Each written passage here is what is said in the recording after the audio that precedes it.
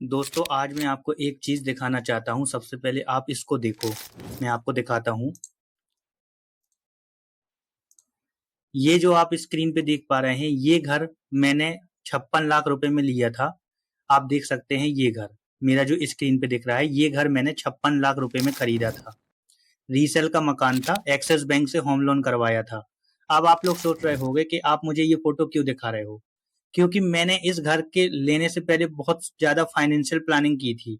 मैंने इस घर को कैसे मैं ज्यादा से ज्यादा बेनिफिट उठा पाऊं, इस घर को लेने से पहले मैंने उसकी पूरी पढ़ाई कर ली थी। उसके बाद मैंने ये घर खरीदा था। और उस टाइम पे जब मैंने ये घर खरीदा था तो मेरी उम्र 27 साल थी। आप देख सकते हैं ये वाला घर जो आपको स्क्रीन पे दिख रहा है। अब आप इसको देख सकते हैं, प्राइस 56 लाख रुपए थी। 1350 स्क्वायर फीट का ये घर था। यानी इसका जो एरिया था वो 30 बाई 45 था, डुप्लेक्स 3 BHK। आप देख सकते हैं। तो अब आप लोग भी सोच रहे होंगे कि घर तो सबको लेना है। देखिए, हमारा काम भी घर लेना है, लेकिन घर लेने का तरीका क्या है? आखिर कैसे आप घर लोगे? क्या करोगे आप घर लेने के लिए? तो आज मैं आपको दो दोस्तों की कहानी, दो दोस्त यानी एक मैं खुद रहूंगा और एक मैंने एक और दोस्त है जिसका नाम रामू है, उसको भी मैंने लेके रखा है। दोनों लोगों को घर खरीदना है, लेकिन दोनों लोगों की सोच में काफी अंतर है। घर लेने का तरीका दोनों लोगों का बहुत अलग है। तो आज क्या करने वाले हैं, हम इसी बारे में पूरा का पूरा चर्चा करने वाले हैं कि आखिर जैसे किसी को घर लेना है तो वो घर लेने से पहले क्या सावधानी बरते, या क्या ऐसा फाइनेंशियल प्लान बनाए ताकि उसको फायदा हो सके घर में ज्यादा से ज्यादा का। अब आप देख सकते हैं कि मैंने 56 लाख रुपए का घर लिया है, जिसमें से मेरा होम लोन भी हुआ है। तो चलिए अब हम पूरा का पूरा कंप्यूटर स्क्रीन में समझते हैं कि आखिर घर लेने का सही तरीका क्या है। तो चलिए हम शुरू करते हैं। सबसे पहले मैं क्या करता हूं, कैमरा की स्क्रीन को छोटा करता हूं। अब आप कैमरा की स्क्रीन को जैसे ही मैंने छोटा किया तो सबसे पहले आप ये वाली फोटो देखो। ये रहा मेरा होम लोन। आप देख सकते हैं, मैं इसको और जूम कर दे रहा हूं। आप देख सकते हैं मैंने, मेरे जो होम लोन है वो 45,70,225 रुपए का होम लोन लिया था मैंने एक्सिस बैंक से। आप देख सकते हैं। और जिसमें 44,64,278 रुपए अभी भी बचा है, बल्कि 23 EMI जा चुकी है। आप देख सकते हैं सैंक्शन अमाउंट कितनी है, 45,70,225 रुपए। आप देख लो, ये रहा, ये मेरी ईएमआई है। यानी इस वाले जो होम लोन है जो 45,70,225 का, उसकी जो ईएमआई है आप देखो, ये वही स्क्रीन पे 37,599। ईएमआई की साइकिल डेट 10 तारीख है और 10 मई 2023 से ईएमआई चालू हुई थी। और आप देखो कि मैंने होम लोन लिया था 25 साल के लिए। यानी मेरी ईएमआई जाएगी 10 अप्रैल 2048 तक। आप सोचो कितना लंबा समय है, 25 साल। लेकिन आप लोग सोच रहे होगे कि यार 37,599 रुपए की ईएमआई देते जाओगे तब तो तुम बहुत ज्यादा ब्याज दे दोगे बैंक को। जी हाँ, ब्याज तो जाएगा ही जाएगा। लेकिन इसका एक उल्टा तरीका भी है जो मैं आज आपको बताने वाला हूं, जिससे आपको क्या फायदा होगा कि आपका होम तो आपका घर तो आपका हो ही जाएगा, और साथ में आप बहुत सारे पैसे भी, अपने करोड़ों रुपए भी बचा पाओगे। लेकिन कैसे? तो आज हम वही बारे में बात करने वाले हैं। तीसरी फोटो में और आपको दिखाता हूं। ये आप देख लो सैंक्शन अमाउंट। सैंक्शन अमाउंट कितनी है, 45,70,225। और एक फोटो और मैं दिखाता हूं आपको, मेरा इंटरेस्ट रेट। आप देख लो, ये रहा मेरा इंटरेस्ट रेट। स्टेटस एक्टिव है, 8.75 इंटरेस्ट रेट है, फ्लोटिंग। 300 महीने तक मेरा समय चलेगा। 300 महीने मतलब 25 साल। अब हम क्या करते हैं, सबसे पहले हम अपनी कैमरा की स्क्रीन को और थोड़ा साइड में करते हैं। अब हम क्या करेंगे, हम आपको दो तरीका बताने वाले हैं। सबसे पहले आप सोचो, यहाँ पे एक्सेल में, एक्सेल में क्या किया मैंने, दो लोगों को नाम बनाया। एक नाम है रामू और दूसरा नाम है अंकित, मैं स्वयं। हम दोनों की सोच बहुत अलग अलग है। रामू की सोच बहुत अलग है, मेरी सोच बहुत अलग है। मैं थोड़ा सा फाइनेंस में ज्यादा एक्सपर्ट हूँ और रामू ज्यादा फाइनेंस में एक्सपर्ट नहीं है, वो थोड़ा अलग सोचता है। तो हम क्या करेंगे, यहाँ पे रामू को थोड़े अलग कलर में बना लेंगे। हमने इसका कलर चेंज कर लिया, हमने इसका ये कर लिया। अब क्या हुआ कि हम दोनों लोगों ने, होम लोन की जो प्राइस थी वो दोनों लोगों ने 56 लाख का घर खरीदा। प्राइस इनने भी क्या लिया, 56 लाख का घर खरीदा, तो हमने यहाँ पे 56 लाख लिख दिया। और मैंने भी क्या किया, 56 लाख रुपए का घर खरीदा, तो मैंने भी यहाँ पे 56 लाख लिख दिया। अब दोनों लोगों की सोच में क्या था कि इनने क्या हुआ, 56 लाख का जो डाउन पेमेंट किया, डाउन पेमेंट, इनने भी डाउन पेमेंट किया कितने का, 11 लाख रुपए का, और इनने भी डाउन पेमेंट किया कितने का, 11 लाख रुपए का। अब आप देख सकते हैं कि मेरा जो होम लोन था कितना हुआ, आपको मैं दिखा देता हूं यहाँ पे, 45,70,225 रुपए। तो अब हमारा जो होम लोन हुआ, अब आप सोच रहे हो कि जी 70,225 क्या हुआ। इनने क्या किया, जब होम लोन किया तो इनने एक इंश्योरेंस कर दिया 70,225 रुपए का। अब 70,225 रुपए का जब इन लोगों ने इंश्योरेंस किया तो वो क्या हो गया, होम लोन के अमाउंट में ऐड हो गया। क्योंकि हमने 56 लाख रुपए का घर है, 11 लाख हमें डाउन पेमेंट देना ही पड़ेगा, करीब 20% के आसपास। तो हम दोनों लोगों ने क्या हुआ, 20 डाउन पेमेंट दे दिया। अब क्या हुआ कि हम लोगों का जो होम लोन हुआ, यानी लोन अमाउंट जो हुई, मैं आपको दिखा देता हूं लोन अमाउंट। लोन अमाउंट हम लोगों की हुई कितनी, 45,70,225। आप देख लो यही चीज, 45 लाख यहां पे हम लिख देते हैं होम लोन अमाउंट। दोनों लोगों की जो होम लोन की अमाउंट हुई 45,70,225। इनकी भी 45,70,225 हुई, और मेरी भी होम लोन की अमाउंट थी 45,70,225 ही। यहां तक सब कुछ सही सही चल रहा था। अब ये क्या हुआ कि ये जो रामू नाम का बंदा था ये बहुत ज्यादा होशियार था। इसने क्या कैलकुलेशन की, इसने ये दिमाग लगाया, इसकी जो ईएमआई जा रही थी, अब मैंने आपको बताया कि मेरी ईएमआई कितनी है, मैं आपको दिखा देता हूं मेरी ईएमआई।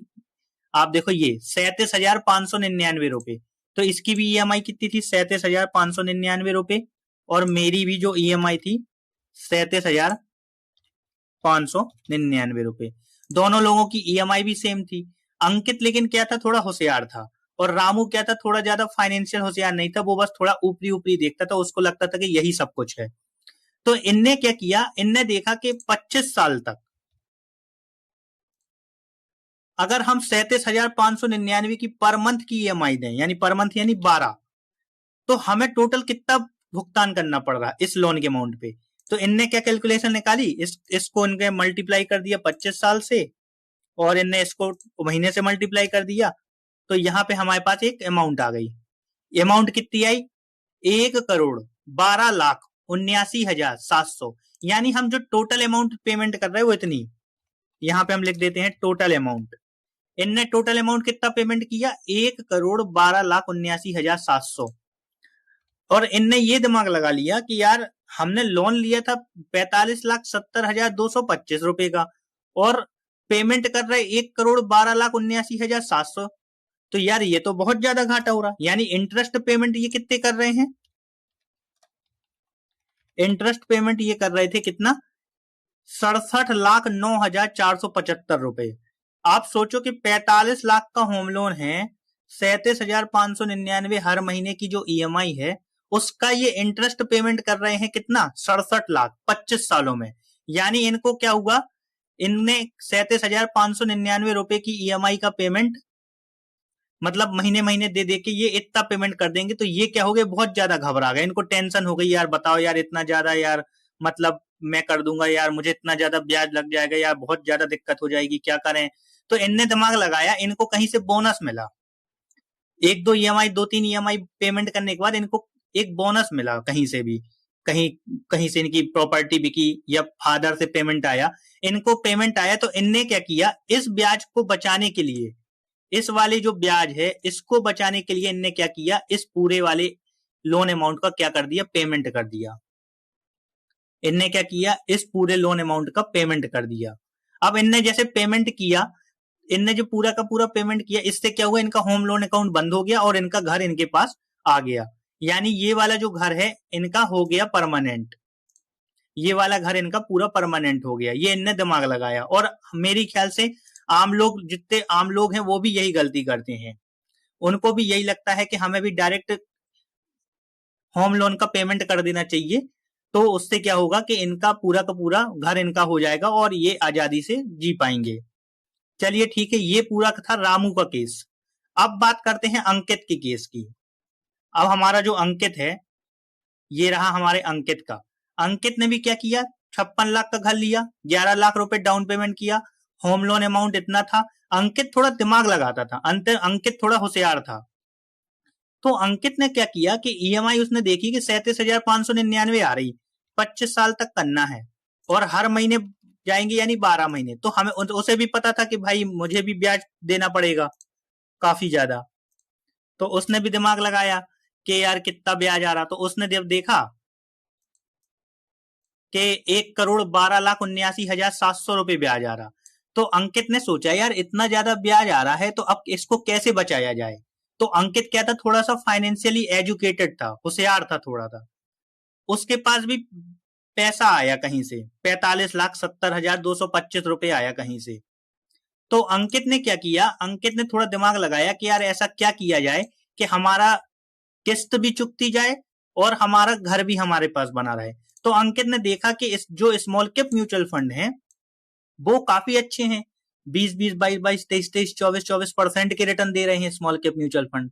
और अंकित क्या था कि पहले म्यूचुअल फंड का ट्रैक रिकॉर्ड देख लिया था। तो उसने सोचा कि एक काम करते हैं, हम यदि म्यूचुअल फंड में डाल दें और मुझे ईएमआई चुकाने के लिए पैसा चाहिए होगा, तो उसने सोचा कि एक काम करते हैं, 45,70,225 का जो लोन है उसको बंद करने की बजाय हम क्या करते हैं, उसको एक अच्छे स्मॉल कैप म्यूचुअल फंड में डाल देते हैं। और उससे क्या होगे, हर महीने 37,599 रुपए ईएमआई चुकाने के लिए लेते रहेंगे, क्योंकि ईएमआई तो चुकानी है। जैसे कोई बंदा होम लोन को बंद कर देगा तो उसकी ईएमआई तो जाएगी नहीं। तो उसने क्या किया, उसने यही दिमाग लगाया कि उसने अपना दिमाग लगाया कि वो वहां पे डालने की बजाय उसने क्या किया, Axis small cap mutual fund में वहां पे डाल दिया। अब क्या हुआ, अब इनने दिमाग लगाया कि यार Axis small cap mutual fund में अगर एसडब्ल्यूपी करेंगे तो 37,599 हर महीने रुपए चाहिए। तो उसने एक कैलकुलेशन की, उसने गूगल पे डाला एसडब्ल्यूपी कैलकुलेटर। यहां पे उसने क्या डाला, एसडब्ल्यूपी कैलकुलेटर, और यहाँ पे क्लियर टेस्ट का आ गया। अब उसने दिमाग लगाया कि जो उसको लोन चुकाना था 45,70,225 रुपए, उसने दिमाग लगाया 45,70,225 रुपए को वो ना करके उसने क्या किया, अपनी होम लोन की ईएमआई चुकाने के लिए केवल पैसा निकाला। होम लोन की ईएमआई कितनी थी आप देख लो, यहाँ पे मैंने आपको भी दिखाया। होम लोन की ईएमआई थी 37,599। तो उसने क्या किया, 37,599 रुपए केवल एसडब्ल्यूपी की निकाले, क्योंकि उसको क्या करना था, अपना होम लोन चुकाना था। अब मैंने आपको बताया कि उसने क्या किया, पूरा पैसा काय में डाला, स्मॉल कैप म्यूचुअल फंड में। और स्मॉल कैप म्यूचुअल फंड में यदि आप लंबे समय में जाओगे तो आपको करीब 22%, 23%, 25% का रिटर्न मिल जाएगा। अब आप लोग कहोगे क्या गारंटी है, भाई आप लोग 1 साल के लिए नहीं जा रहे, 2 साल के लिए नहीं जा रहे, जब तक आपका होम लोन चलेगा यानी 25 साल तक आप उससे पैसा निकालोगे, यानी 25 साल तक निकालोगे तो मैंने एज्यूम कर लिया कि 22% का रिटर्न मिल जाएगा। तो मैंने यहाँ पे 22% डाल दिया। अब आपको पता है कि होम लोन कितने सालों तक चलना है, 25 सालों तक। तो उसने 25 सालों तक अपनी ईएमआई को निकाला, 25 साल तक 37,599 निकाला, तो मैंने यहाँ पे 25 कर दिया। अब आपको क्या लगता है कि 25 साल बाद ये वाला जो पैसा है ये कितना हो चुका होगा, आपको यकीन नहीं होगा। आप देखो, ये 33,68,17,110, 33 करोड़। आप सोचो कि इन 25 सालों में उसका घर भी चुक गया, घर की ईएमआई भी चुक गई, और साथ में उसका जो 45 लाख रुपए था वो 33 करोड़ बन चुका। आप देखो कि ये घर लेने का कितना सही तरीका था। देखा ना आपने, अंकित ने दिमाग लगाया कि भाई उतने सालों में उसका ईएमआई भी चुक गई, मतलब घर भी उसको मिल गया, और साथ में 33 करोड़ रुपए भी मिल गए 25 साल बाद। अब इससे ज्यादा बुरा क्या था, ये तो बहुत अच्छी चीज है ना। और यहाँ पे रामू को क्या मिला, रामू ने अपना होम लोन चुका दिया, उसको क्या मिला, केवल एक घर। अंकित को घर भी मिला और साथ में 33 करोड़ रुपए भी मिले। अब आप लोग बोलोगे 22% का रिटर्न नहीं मिला तो क्या होगा, ठीक है हम एक काम करते हैं, 22% का रिटर्न नहीं मिला, हम 20 मान लेते हैं, आप 20 में देख लो, 20 में देख लो, 20 में आपका 20 करोड़ रुपए मिल रहा है आपको। अब आप बोलोगे 20 भी नहीं मिला, ठीक है हम 18 मान ले रहे, 18 में भी देख लो आप, 11 करोड़ रुपए मिल रहे। ठीक है, आपने बोला 18 भी नहीं मिल रहा, ठीक है मैं 15 मान ले रहा हूं, 15 में देख लो आप, 4,80,00,000 रुपए मिल रहे। आपको पैसा मिलेगा ही मिलेगा। और अगर आप लोन का अमाउंट चुका दोगे तो केवल आपको आपको केवल घर मिलेगा। यदि आप होम लोन को चुकाओगे तो आपको केवल घर मिलेगा, और यदि आप म्यूचुअल फंड में डाल के एसडब्ल्यूपी करके केवल ईएमआई चुकाने के लिए पैसा निकालेंगे तो आपको घर तो मिलेगा ही मिलेगा, और साथ में आपको करोड़ों रुपए भी मिल जाएंगे। आपने बोला कि 22 नहीं मिलेगा, मैं ये भी तो कह सकता कि 25 मिल गया मान लो। अब देख लो 25 में, देख लो 25 में क्या हुआ, 68 करोड़ रुपए बन गए। आप सोचो कि ये घर लेने का तरीका कितना अच्छा था। बस इसमें एक समस्या ये है कि आपके पास घर की प्राइस का पैसा होना चाहिए। यदि आपके पास प्राइस का पैसा नहीं है और आपकी केवल मंथली ईएमआई आती है तो ये वाला फॉर्मूला काम नहीं करेगा। इसलिए आपके पास क्या होना चाहिए, घर की प्राइस का पैसा होना चाहिए। तो आपने देखा कि मैंने अपना घर कैसे खरीदा, मैंने जो आपको दिखाया ये वाले स्क्रीन पे, मैंने घर के लिए यही तरीका अपनाया है। मैंने 45,70,225 का होम लोन लिया और उस होम लोन को मैंने ईएमआई जाने दूंगा, मैं 25 सालों तक ईएमआई को चलने दूंगा, क्योंकि मुझे पता है कि यदि मैं घर का होम लोन चुका दूंगा तो मुझे केवल घर मिलेगा, लेकिन यदि मैं उसको म्यूचुअल फंड में डाल के एसडब्ल्यूपी करता रहूंगा तो मुझे घर तो मिलेगा ही और साथ में मुझे पैसे भी मिलेंगे। इसलिए आप लोग भी फाइनेंस की नॉलेज के लिए मुझे सब्सक्राइब कीजिए, मैं आप लोगों को हर चीज की जानकारी दूंगा। चाहे आपको घर खरीदना हो, चाहे आपको घर खरीदना हो या आपको कुछ भी ऐसे काम करने हो फाइनेंशियल, बच्चों की फी, बच्चों की पढ़ाई हो गई, बच्चों की शादी हो गई, आपका खुद का रिटायरमेंट प्लान हो गया, मैं सारी चीजों में आपकी हेल्प बना के एक वीडियो बता दूंगा कि कौन से तरीके से आपको ज्यादा फायदा होगा। और यदि आपके पास जैसे 45 लाख रुपए जुड़े आए तो आप कभी भी उससे होम लोन को मत चुकाना, कि वरना आपका बहुत पैसे का नुकसान होगा। आप याद रखना इस चीज को। आशा करता हूं आज की वीडियो से आपको बहुत कुछ सीखने को मिलेगा। यदि आपको मेरा कंटेंट पसंद आ रहा है तो आप मुझे चैनल को सब्सक्राइब कर सकते हैं, वीडियो को लाइक जरूर कीजिए और अपने दोस्तों के साथ शेयर जरूर कीजिए ताकि वो लोग भी फाइनेंशियल लिटरेसी का ज्ञान हासिल कर सकें। Thank you.